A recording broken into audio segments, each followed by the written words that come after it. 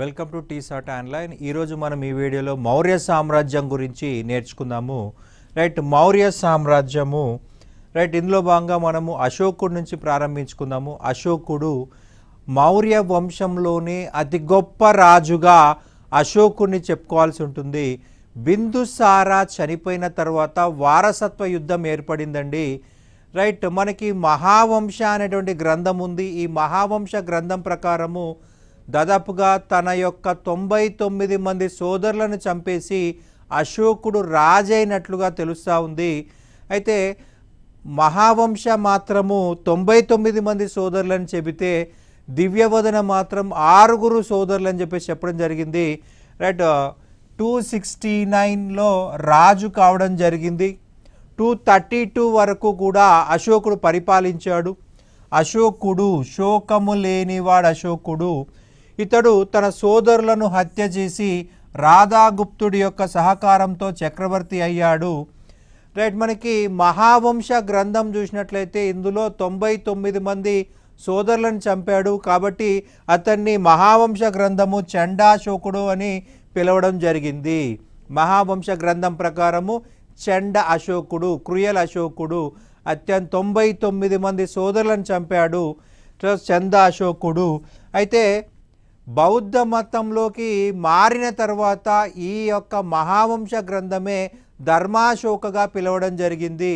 ధర్మ అశోక, ధర్మాన్ని ప్రచారం చేశాడు కాబట్టి ధర్మాశోక అన్నారు. రైట్, అశోకుడి యొక్క తల్లి సుభద్రాంగి, తండ్రి బిందుసారుడు. రైట్, అశోకుడి యొక్క బిరుదులు చూసినట్లయితే దేవానాం ప్రియ, ప్రియదర్శి. దేవానాం ప్రియ అంటే దేవతలకు ఇష్టమైన వాడు, దేవతలకు ప్రియమైన వాడు అని అర్థము. ప్రియదర్శి చక్కటి రూపం కలవాడు, అందగాడు అని అర్థము. రైట్, ఈ యొక్క అశోకుడు తన శాసనాలలో తన పేరు ఎక్కడా కూడా రాయలేదండి, తన బిరుదులనే రాయడం జరిగింది. ప్రతి శాసనంలో కూడా దేవానాం ప్రియదర్శి అని చెప్పేసి మెన్షన్ చేశాడు. అశోకుణ్ణి ధృవతారతో పోల్చినది హెచ్జి వేల్స్. అశోకుణ్ణి ధృవతారతో పోల్చింది హెచ్జి వేల్స్. ప్రపంచ చరిత్రలోనే యుద్ధ భూమిలో విజయం సాధించి ఇక నుండి యుద్ధం చేయనని ప్రకటించిన ఏకైక చక్రవర్తి అశోకుడు అని చెప్పేసి హెచ్జి వేల్స్ అభిప్రాయపడ్డాడు. రైట్, ప్రపంచ చక్రవర్తుల యొక్క వరుసలలో ఒక ధృవతార లాంటి వాడు అశోకుడు అని చెప్పేసి హెచ్జి వేల్స్ చెప్పాడు. ఒక ధృవతారలాగా ప్రకాశిస్తూనే ఉంటాడు, రాజులందరికీ చక్రవర్తులందరికీ మార్గదర్శకుడు అని చెప్పేసి హెచ్జి వేల్స్ చెప్పడం జరిగింది. రైట్, అశోకుడి యొక్క ఫ్యామిలీ గురించి చూసినట్లయితే, రాణుల గురించి చూసినట్లయితే అసంధి మిత్ర, పట్టపు మహారాణి. రైట్, రాజుతో పాటు కూర్చునేటువంటి సింహాసనంపై కూర్చునేటువంటి అధికారం ఉన్న మహిళని పట్టపు మహారాణి అని చెప్పేసి అంటాము. ఈమె అసంధి మిత్ర. రైట్, తిస్స రక్షిత గయలోని రాబి చెట్టుకి విషమిచ్చింది. ఈ తిస్స రక్షిత శైవ మతస్సురాలు. ఈమెకి శివుడంటే ఇష్టము, బుద్ధుడంటే ఇష్టం లేదు. రైట్, ఈ యొక్క తిస్స రక్షిత శైవ మతాన్ని పెంచి పోషిస్తూ బౌద్ధ మతానికి వ్యతిరేకంగా గయలో గౌతమ్ బుద్ధుడికి ఏ చెట్టు కింద అయితే జ్ఞానోదయం అయిందో ఆ చెట్టుకి విషమిచ్చి చంపేసింది. కారువాకి అలహాబాదు శాసనంలో ఈమె గురించి ఉంది. రైట్, అశోకుడి భార్యల్లో రైట్ అత్యంత చిన్న భార్య కారువాకి అని చెప్పాలి. అశోకుడి భార్యల్లో శాసనాలలో చెప్పబడిన ఏకైక మహిళ కారువాకి. ఆమె ద్వారా పుట్టినవాడు తివర. రైట్, వీళ్ళిద్దరి సమాచారం మనకి అలహాబాదు శాసనంలో కనిపిస్తుంది. ఈ అలహాబాదు శాసనాన్నే రాణి శాసనం అని కూడా అంటారు. రాణి శాసనము,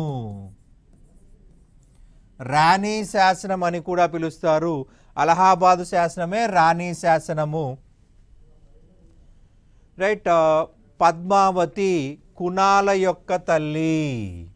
విదిశాదేవి ఈమె అవంతి యొక్క రాకుమార్తె. ఈమె కూతురే సంఘమిత్ర, కొడుకు మహేంద్రుడు. రైట్, బుద్ధుడు తపస్సు చేసిన బోధి వృక్షానికి హాని కలిగించిన అశోకుడి భార్య తిస్స రక్షిత. రైట్, విషపు గోళ్లతో ఆ రావి చెట్టుకు విషమెక్కించిన మహిళ తిస్స రక్షిత. ఇక అశోకుడి కుమారులు చూసినట్లయితే మహేంద్రుడు, కునాల, జలౌక, తివర. అశోకుడి సోదరుడు సుసిమ. అశోకుడి మనమలు దశరథుడు మరియు సంప్రతి. రైట్. అశోకుడు భారతదేశ చరిత్రలోనే తొలిసారిగా శాసనాలు జారీ చేయడం జరిగింది. అతని శాసనాల్లో అత్యంత ముఖ్యమైనది 13వ శిలాశాసనం. ఈ 13వ శిలాశాసనంలో కళింగ యుద్ధం గురించి వివరించడం జరిగింది. రైట్. ఏమని రాశాడయ్యా అంటే తన యొక్క 8వ పరిపాలనా కాలంలో కళింగ పైన దాడి చేశాడు అని చెప్పేసి రాయడం జరిగింది. సో 269 - 8 అంటే 261 అవుతుంది. అశోకుడు తన జీవితంలో చేసిన చిట్ట చివరి యుద్ధం ఇదే. మౌర్యులకు చెందినటువంటి విలువైన వస్తువులు, రత్నాలని నాగర్ జాతికి చెందిన వాళ్ళు దోచుకోవడం జరిగింది. ఈ నాగర్ వంశీయులు అనే వాళ్ళు కళింగని పరిపాలిస్తున్నారు. ఈ కళింగ ప్రాంతం చూసినట్లయితే మౌర్యుల యొక్క ప్రధానమైనటువంటి రేవు పట్టణాలని వీళ్ళ అధీనంలో ఉన్నాయి. మౌర్యుల యొక్క వ్యాపారాన్ని నియంత్రించేవి. అయితే వీళ్ళ వ్యాపారాన్ని అడ్డగించడం వల్ల ఈ నాగర్ జాతిని శిక్షించడం కోసం అశోకుడు తన 8వ పరిపాలనా కాలంలో కళింగ పైన యుద్ధం చేయడం జరిగింది. తను రాజైన 8వ పరిపాలనా కాలంలో యుద్ధం చేయడం జరిగింది. రైట్. మనకి ఎక్కడ జరిగిందా యుద్ధము అంటే భువనేశ్వర్కు దగ్గరలోని ధౌలి అనే ప్రాంతంలో దయా నదీ తీరంలో మనకి యుద్ధం చేశాడు అశోకుడు. అప్పటి కళింగను చేది లేదా మహామేఘవాహన వంశం చెందిన అనంత పద్మనాభుడు పరిపాలిస్తున్నాడు. యుద్ధంలో చూసినట్లయితే అత్యంత ఎక్కువ విధ్వంసం జరిగింది. దాదాపుగా 1,00,000 మంది చనిపోయారు. 1,50,000 మందిని బందీలుగా చిక్కడం జరిగింది. యుద్ధంలో విజయం సాధించింది అశోకుడు. కానీ యుద్ధ భూమిలో జరిగిన నష్టాన్ని ఇక నుండి నేను భవిష్యత్తులో యుద్ధం చేయను, ఇంత దారుణమైన నష్టం చూసి తట్టుకోలేకపోయాడు. భవిష్యత్తులో యుద్ధం చేయనని ప్రతిజ్ఞ చేశాడు. మనకి ప్రపంచ చరిత్రలో యుద్ధాన్ని వదిలేసిన ఏకైక రాజు అశోకుడు. యుద్ధం చేసి యుద్ధాన్ని వ్యతిరేకించాడు. భవిష్యత్తులో యుద్ధాలు ఉండకూడదు అనుకున్నాడు అశోకుడు. ఈ యుద్ధంలో దాదాపుగా 1,00,000 మంది మరణించారండి. 1,50,000 మంది క్షతగాత్రులయ్యారు, గాయపడ్డారు. రైట్. ఈ యుద్ధానికి ముందు ఇతన్ని చండాశోకగా పిలువబడ్డారు. రైట్. యుద్ధం అనంతరం బౌద్ధ మతం తీసుకున్న తర్వాత అశోకుణ్ణి ధర్మాశోకగా పిలవడం జరిగింది. రైట్. ఈ యుద్ధం గురించి తెలియజేసిన శాసనం అంటే 13వ శిలాశాసనము. రైట్. అశోకుడి శాసనాల్లో అత్యధికంగా వాడిన భాష ప్రాకృత భాష, వాడిన లిపి బ్రాహ్మీ లిపి. మనకు కాశ్మీర్ నుంచి కావేరీ నది వరకు, బెంగాల్ నుంచి రాజస్థాన్ వరకు దొరికిన శాసనాలలో అశోకుడు బ్రాహ్మీ లిపిని, ప్రాకృత భాషను ఉపయోగించాడు. వాయువ్య భారతదేశం అంటే ప్రస్తుత పాకిస్తాన్, ఆఫ్ఘనిస్తాన్ ప్రాంతంలో ప్రాకృత భాషని, ఖరోష్ఠి లిపిని ఉపయోగించాడు. సో మనకి ఇది 13వ శిలాశాసనం ధౌలి లేదా ఒరిస్సాలో దొరికింది. రైట్. ప్రాకృత భాషను ఉపయోగించాడు అనమాట. రైట్. యుద్ధానంతరం బౌద్ధ మతంలోకి మారాడు. రైట్. ఇతడికి బౌద్ధ మత దీక్ష ఇచ్చిన గురువు ఉపగుప్తుడు. రైట్. ఉపగుప్తుడు అనేటువంటి వ్యక్తి ఉపగుప్తుడు అనే వ్యక్తి బౌద్ధ మతాన్ని అశోకునికి ఇవ్వడం జరిగింది. రైట్. అశోకుడు కళింగ యుద్ధం తర్వాత అనేకంగా ఆయన సమస్యలు ఎదుర్కొన్నాడు. మనశ్శాంతి లేకుండా అనేక మందిని కలిశాడండి. రైట్. మనకి మొదట జైన సన్యాసులు కలిశాడు, తర్వాత అజీవక సన్యాసులు కలిశాడు, ఆ తర్వాత చివరగా బౌద్ధ సన్యాసులు కలిశాడు. రైట్. ఇక్కడ ఉపగుప్తుడి యొక్క ఉపన్యాసం విని అతనిలో మార్పు ఏర్పడింది. నిగ్రోధ లేదా ఉపగుప్త అనే వ్యక్తి నుండి బౌద్ధ మతాన్ని స్వీకరించాడు. ఉపగుప్తుడికే మరి ఒక పేరు నిగ్రోధ. ఉపగుప్తుడికే మరి ఒక పేరు నిగ్రోధ. బౌద్ధ మతంలోకి మారక ముందు వరకు అతడు శివుణ్ణి పూజించేవాడని రాజతరంగిణి అనే గ్రంథంలో ఉంది. రైట్, అంటే ఇతను శైవ మతస్థుడు. అశోకుడు శైవ మతస్థుడు. రైట్, శైవ మతాన్ని వదిలేసి బౌద్ధ మతంలోకి మారడం జరిగింది. అశోకుడికి బౌద్ధ మతం ఇచ్చిన గురువు ఉపగుప్తుడు. అతనికి మరి ఒక పేరు రైట్ నిగ్రోధ. ఉపగుప్తుడన్నా నిగ్రోధ అన్నా ఒకడే. అశోకుడు యుద్ధాన్ని వదిలేసి ధర్మ విధానాన్ని ప్రచారం చేయడం జరిగింది. సో దాన్నే మనం అశోక దమ్మ అంటున్నాము. దమ్మ అంటే ప్రాకృత పదము, ధర్మానికి ప్రాకృత పదము ధర్మము. దీన్నే ప్రాకృతంలో దమ్మ అని చెప్పేసి అంటున్నాము. దమ్మ అనే ప్రాకృత భాషా పదానికి సంస్కృతంలో ధర్మ అనే పదం కలదు. భారతదేశంలోనే మొట్టమొదటి లౌకిక విధానంగా పేరుగాంచింది అశోక దమ్మ. రైట్, ఈ విధానంలో ప్రార్థనలు జంతు బలులు పూర్తిగా నిషేధము. ప్రార్థనలు అవసరం లేదు, జంతు బలులు అవసరం లేదు, పూర్తిగా నిషేధించబడ్డాయి. రైట్, ఇక్కడ మనకి అశోక దమ్మ అంటే ఏమీ లేదండి, మన నిజ జీవితంలో చేయవలసిన పనులు. సింపుల్గా చెప్పాలంటే నైతిక విలువలు ఉన్నాయని చెప్పాల్సి ఉంటుంది. అశోకుడు దమ్మ అనే పేరుతో నైతిక విలువలను ప్రచారం చేశాడు. పిల్లలను బాధ్యతతో పెంచాలి. ఇది నైతిక విలువలకు సంబంధించిందా, ఏదైనా మతానికి సంబంధించిందా? నైతిక విలువలు. తల్లిదండ్రులను నిర్లక్ష్యం చేయరాదు. తల్లిదండ్రులను నిర్లక్ష్యం చేయరాదు. రైట్, తమ వద్ద పనిచేసే వారి పట్ల, బానిసల పట్ల గౌరవం చూపాలి. మన దగ్గర పనిచేస్తున్నారని చెప్పేసి తక్కువగా చూడకూడదు. మన దగ్గర డబ్బులకి పనిచేస్తున్నారని అవమానించకూడదు. రైట్, వాళ్ళు మనుషులే, మనము మనుషులమే. రైట్, కాకపోతే మన దగ్గర డబ్బు ఉండొచ్చు, వీళ్ళ దగ్గర డబ్బు ఉండకపోవచ్చు. అట్లా అని చెప్పేసి మన దగ్గర పనిచేస్తుందని చెప్పి తక్కువ చూపు చూడకూడదు, అవమానించకూడదు అంటాడు అశోకుడు. రైట్, ఈ విధానం ప్రచారం చేయడానికి ధర్మ మహామాతలు అనేటువంటి అధికారులను నియమించాడు. ధర్మ మహామాతలు రైట్, సోన, ఉత్తర, చారుమతి, మహాదేవుడు, ధర్మరక్షిత, వీళ్ళంతా కూడా ధర్మాన్ని కాపాడడం కోసము నియమించబడ్డ వ్యక్తులు. అండ్ ప్రధానంగా చూసినట్లయితే మరి ఒక అంశం కూడా గుర్తుపెట్టుకోవాలండి. ఇక్కడ అశోకుడు తెగల మధ్య ఘర్షణను వ్యతిరేకించాడు. తెగల మధ్య ఘర్షణ ఉండకూడదు. మా తెగ గొప్పదంటే మా తెగ గొప్పదనేటువంటి ఉండకూడదు. మత ఘర్షణని వ్యతిరేకించాడు. రైట్, మా మతం గొప్పదంటే మా మతం గొప్పదనే భావన ఉండకూడదు అంటాడు. కొందరు తమ మతాన్ని విపరీతంగా అభిమానిస్తారు, వేరే వాళ్ళ మతాన్ని విపరీతంగా అవమానిస్తారు. అశోకుడు ఏమంటే ఈ రెండూ తప్పే. ఒక మతాన్ని విపరీతంగా అభిమానించడము, ఇంకో మతాన్ని ద్వేషించడము రెండూ తప్పే అంటాడు. రైట్, నీకు నీ మతము ద్వేషము నేర్పిస్తుంది అంటే నీ మతం కరెక్ట్ కాదు. వేరే మతాన్ని విమర్శించడం నేర్పిస్తుంది అంటే నీ మతం కరెక్ట్ కాదు, అందులో లోపాలు ఉన్నాయి. సో ఆ మతాన్ని వదిలివేసిన తప్పు లేదంటాడు. మతద్వేషము ఏ మతము ప్రచారం చేయదు. కొద్దిమంది స్వార్థ బుద్ధి కలిగే వాళ్ళు వాళ్ళ ఆధిపత్యం కోసమే రైట్ వేరే మతం పైన తప్పుడుగా ప్రచారం చేస్తారు. అది తప్పు అంటాడు అశోకుడు. తన సొంత మతాన్ని విపరీతంగా అభిమానించినా, వేరే మతాన్ని విపరీతంగా ద్వేషించినా రెండూ తప్పే అని అశోకుడు విమర్శించడం జరిగింది. నీ మతాన్ని నువ్వు ఫాలోగా, కానీ ఎవరిపైన రుద్దకూడదు. వేరే మతాన్ని విపరీతంగా విమర్శించకూడదు. రెండూ నీ మతాన్ని డ్యామేజ్ చేస్తాయి అంటాడు అశోకుడు. రైట్, ఈ మతాన్ని శ్రీలంక, ఈజిప్ట్, సిరియా, గ్రీకు దేశాల్లో ప్రచారం చేయడం జరిగింది. రైట్, ఈ మతాన్ని ఒక విశ్వమతంగా పేర్కొన్నాడు ఆర్ఎస్ త్రిపాఠి. ఈ యొక్క మతాన్ని విశ్వమతంగా పేర్కొన్నాడు ఆర్ఎస్ త్రిపాఠి.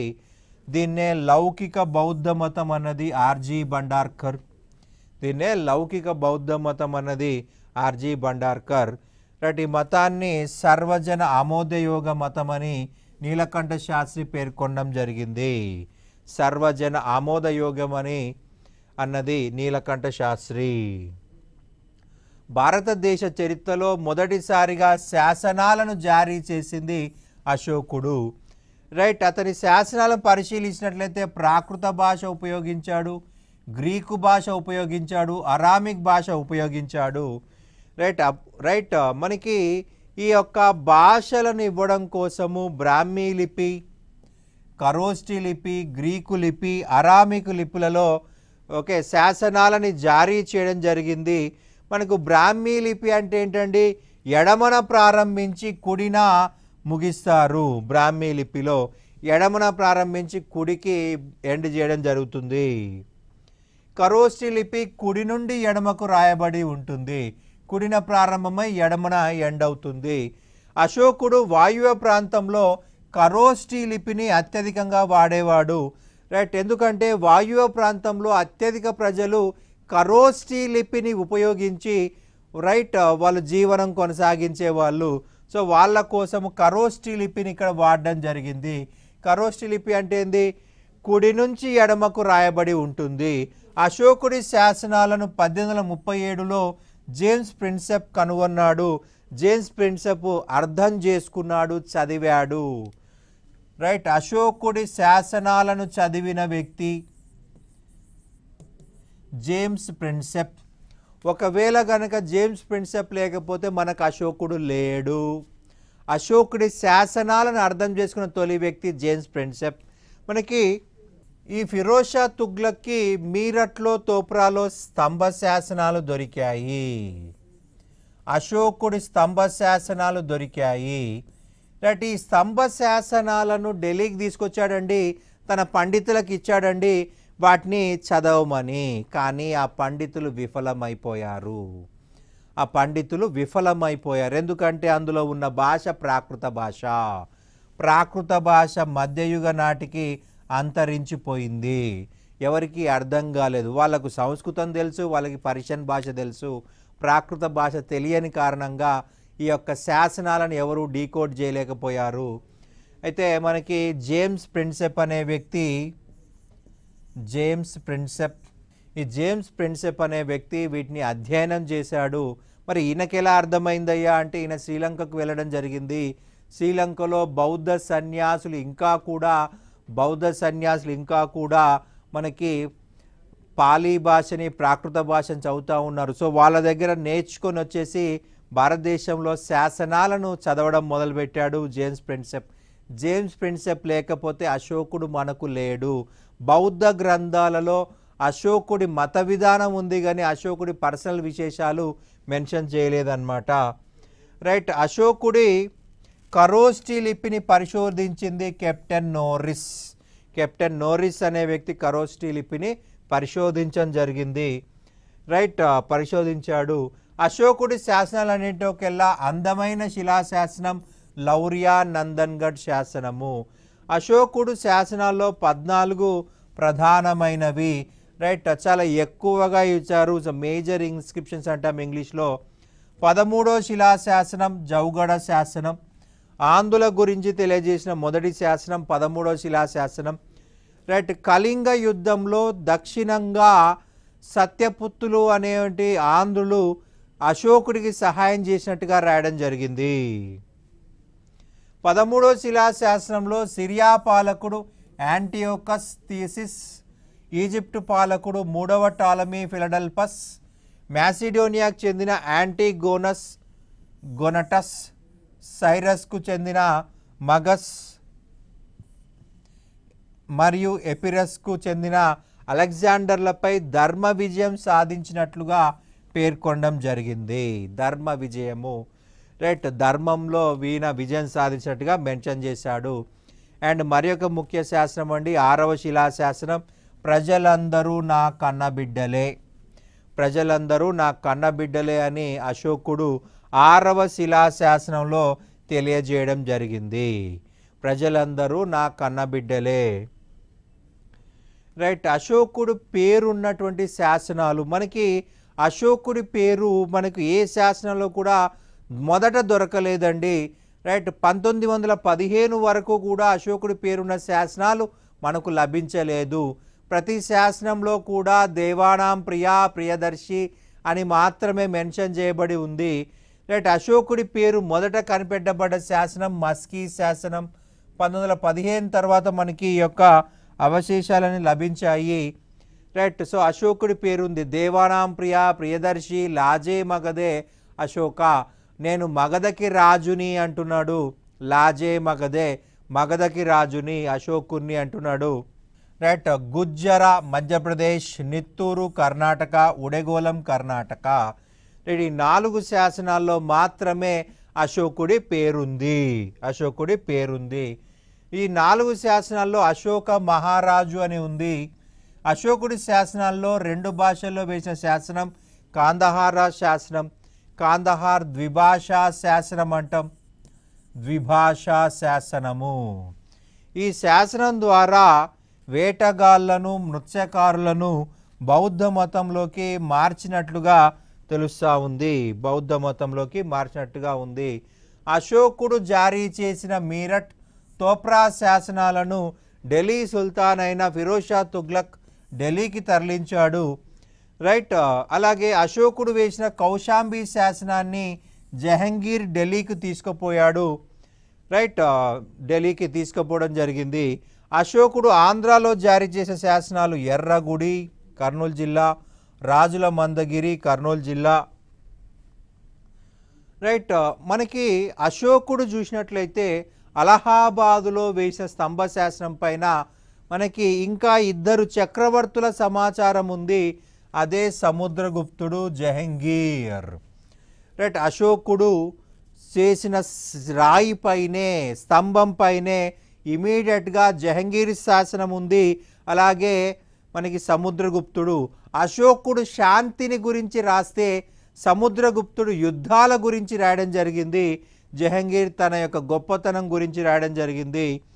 రైట్. అశోకుడు గౌతమ బుద్ధుడు జన్మించిన లుంబిని అనే గ్రామం గురించి ఈ యొక్క శాసనము జారీ చేయడం జరిగింది. గౌతమ బుద్ధుడు పుట్టిన ప్రాంతం లుంబిని. సో లుంబినిని సందర్శించాడు. రైట్. లుంబిని సందర్శించి రైట్ గౌతమ బుద్ధుడు లుంబినిలో పుట్టాడు కాబట్టి ఆ ప్రజలకు పన్నులు తగ్గించాడు. పన్నులు తగ్గించాడు అని రుమ్మిండై శాసనంలో ఉంది. అశోకుడు గౌతమ బుద్ధుడు పుట్టిన లుంబినిని సందర్శించాడు. సందర్శించి ఆ యొక్క ప్రాంతంలో ప్రజలకు పన్నులు తగ్గించాడు. మనకి ప్రధానంగా చూసినట్లయితే అశోకుడి శాసనం అంటే బలి, బాగా, ఈ 2 రకాల పన్నులను రుమ్మిండై శాసనంలో తెలియజేయడం జరిగింది. ఓకే. ఇందులో ఏం రాశాడయ్యా అంటే అశోకుడు ఏం రాశాడయ్యా అంటే బుద్ధుడు లుంబినిలో జన్మించాడు కాబట్టి బలి పన్నును లుంబిని ప్రజలకు రద్దు చేస్తున్నాను అని రాశాడు. లుంబిని ప్రజలు బలి పన్ను కట్టాల్సిన అవసరం లేదని రాశాడు. బాగా పన్ను 1/4 వంతు మొత్తం రాజ్య ప్రజలు చెల్లిస్తారు. ఇక్కడ 1/4 అవసరం లేదు. ఈ బాగాని 1/8 కట్టమన్నాడు లుంబిని ప్రజలకి. 1/4 కాదు, 1/8 కట్టమంటున్నాడు. ఇక నెక్స్ట్ చూసినట్లయితే అశోకుడు దేవుడు మరియు మగధ సామ్రాజ్యాధిపతి అని తెలియజేస్తున్న శాసనం బబ్రు శాసనం. బబ్రు శాసనంలో అశోకుని దేవుడు అని చెప్పేసి, మగధ సామ్రాజ్యాధిపతి అని చెప్పేసి రాయడం జరిగింది. అశోకుడు తన స్తంభ శాసనాల్లో ఎర్రటి రాయిని మథుర నుండి, గోధుమ రాయిని, గోధుమ వర్ణ లేదా గోధుమ రంగు రాయిని చునార్ ప్రాంతం నుంచి తీసుకువచ్చాడు. రైట్. ఉపయోగించడం జరిగింది. ఎర్రటి ఇసుకరాయి ఎక్కడి నుంచి తెచ్చాడు? మథుర నుంచి తీసుకొచ్చాడు. గోధుమ రంగు రాయి ఎక్కడి నుంచి తీసుకొచ్చాడు? చునార్ ప్రాంతం, బీహార్ అని గుర్తుపెట్టుకోవాలి. ఇక నెక్స్ట్ చూసినట్లయితే అశోకుడి శాసనాల్లో ముఖ్యంగా 2 వాయువ్య భారతదేశంలో దొరికాయి. షాబజ్గిర్, మన్షేరా. షాబజ్గిర్, మన్షేరా వాయువ్య సరిహద్దు ప్రాంతంలో ఉన్నాయండి. ఈ 2 శాసనాలలో మనకి ఖరోష్ఠీ లిపి ఉంది. ఖరోష్ఠీ లిపిలో ఉంది. ఖరోష్ఠీ అంటే ఏం చెప్పుకున్నామండి? కుడి నుంచి ఎడమకు రాస్తారు.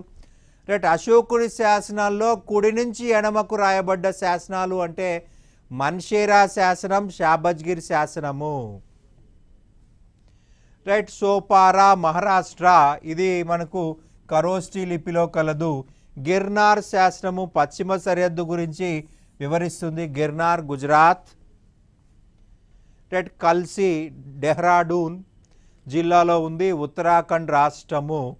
రైట్ ఉత్తరాఖండ్ రాష్ట్రము. మనకి కాందహార్ శాసనం చూసినట్లయితే గ్రీకు అరామిక్ భాషలో ఉన్న ద్విభాషా శాసనము. రైట్ కాందహార్ శాసనము. కాందహార్ వచ్చేసి ప్రస్తుత ఆఫ్ఘనిస్తాన్లో ఉంది. ఇది ద్విభాషా శాసనం అండి, 2 భాషల్లో ఉంది. రైట్ మనకి ఆటవికుల గురించి సమాచారం తెలుస్తూ ఉంది. ఆటవికుల గురించి సమాచారం తెలుస్తూ ఉంది.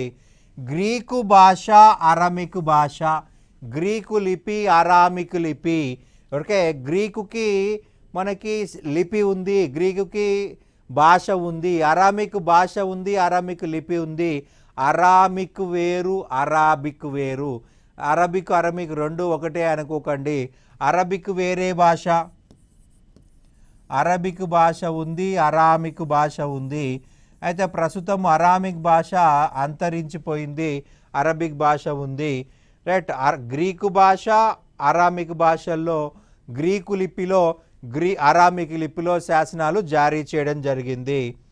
అండ్ తౌలి, జౌగడ శాసనాలు ఒరిస్సాలో లభించాయి. తౌలి, జౌగడ శాసనాలు. రైట్ ఈ యొక్క తౌలి శాసనం, జౌగడ శాసనంలో ఉదాత్త రాజ్య ధర్మ స్వరూపం, ప్రజలందరూ నా కన్నబిడ్డలని ప్రకటించాడు. యుద్ధం పట్ల వ్యతిరేకత చూపించాడు. రైట్ ఏ శాసనాలండి? తౌలి శాసనం, జౌగడ శాసనం. ఈ 2 శాసనాల్లో ఉదాత్త రాజ్య ధర్మ స్వరూపం, ప్రజలందరూ నా కన్నబిడ్డలు అని ప్రకటించడం జరిగింది. యుద్ధం పట్ల వ్యతిరేకత ప్రదర్శించాడు. ఇక మస్కీ శాసనం చూసినట్లయితే అశోకుని పేరు గల మొదటి శాసనం. ఇది మైసూర్ సమీపంలో ఉంది. రైట్ దక్షిణ సరిహద్దుని వివరిస్తూ ఇవ్వబడినటువంటి శాసనం ఇది, దక్షిణ సరిహద్దు. రైట్ బబ్రు లేదా బైరట్ శాసనము.